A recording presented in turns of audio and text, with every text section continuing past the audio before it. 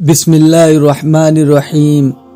آج ہم ایک دانشمند قیدی کا واقعہ سننے والے ہیں۔ خلفائے ہارون رشید کے سامنے ایک باغی ہتھکڑیوں میں پیش کیا گیا۔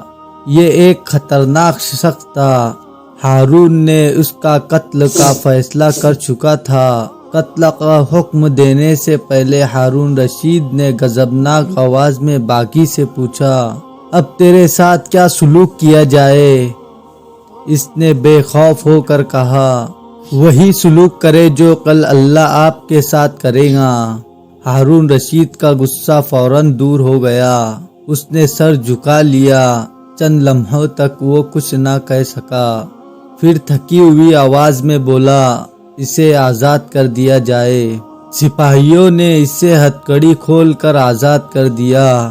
باغی دربار سے چلا گیا۔ درباریوں میں سے ایک نے ہارون رشید سے پوچھا، امیر المؤمنین، یہ آپ نے کیا کیا؟ باغی کا ایک جملہ سن کر اسے آزاد کر دیا۔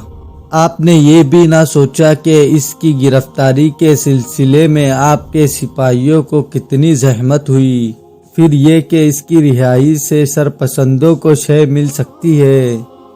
یہ سن کر ہارون رشید نے بے ساختہ حکم دیا، باغی کو گرفتار کر لیا جائے۔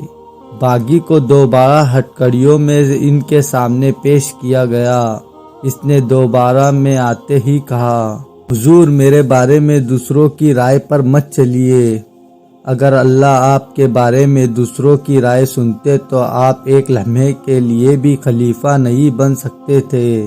ہارون رشید نے یہ سن کر پھر اسے آزاد کر دیا۔